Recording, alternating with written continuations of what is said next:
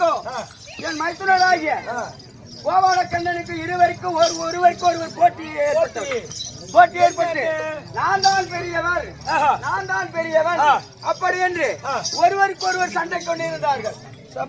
இந்த அண்ட உலக பிரளயம் முடிந்து உலகத்திலே யாரையும் காணோம். முதல்ல தோன்றவன் நானு. நான் தான் முதல் கடவுள்னு பெருமை சொல்ல பகவான் நான் தான் உன்னை பெற்ற இருவருக்கு சண்டை. இந்த யானை முதல் எருமைக்கடை 84 100,000 கோடி ஜீவன்களை நான் தான் டிஸ்ட்ரிக்ட் செய்து கொள்கிறேன். நான் தான் பெரிய ஆடு அப்படி என்று தெரிவித்தான். இருவருக்கு சண்டை. ஆமா, ஒருவருக்கு ஒருவர் தோல்வி இல்லாமல் சண்டையிட்டுக் கொண்டார்கள். சரி, அப்பொழுது பார்த்தார்கள் தேவர்கள் எல்லாம் ஓடி வந்து என்னிடம் முறையிட்டார்கள்.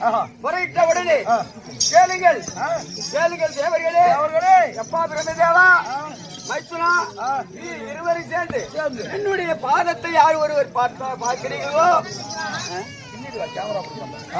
என்னுடைய பாதத்தை யார் ஒருவர் பார்க்கிறீர்களோ, என்னுடைய சதாமுடி யார் பார்க்கிறீர்களோ அவர்கள் தான் பெரியவர் அப்படி என்று தெரிவித்தேன். உடனே பார்த்தான் யாரு?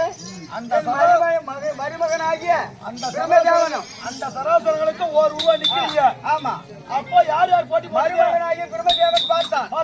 அதான் அவருக்கு அதுக்கிட்டே போறது. நாம காலை பாக்குறாள், நாம கிடையாது.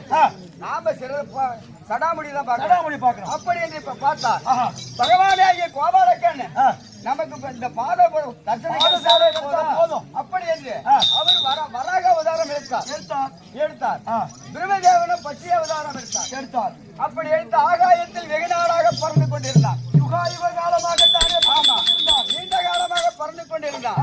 என்னுடைய சடாமுடியை பார்க்கவில்லை. அப்படி பார்க்க முடியாமல் இருக்கும் தருவாயில் அவனுடைய ரெக்கையெல்லாம் உதிர்ந்து கலகலை வீட்டு சென்று அவன் தேகமெல்லாம் குண்டி களைத்து போயிருந்தான். அந்த நேரத்தில் இவனை சோதிக்க வேண்டும் என்று என்னுடைய சடாபாரத்தில் இருந்த தாயங்கனியை கீழே இறக்கினேன். உண்மைதான். அப்படி தாயங்கனியை கீழே இறக்கின உடனே அந்த தாயங்கனியானது வந்து கொண்டே இருந்தது. சரி, கேளும் தாயங்கனியே,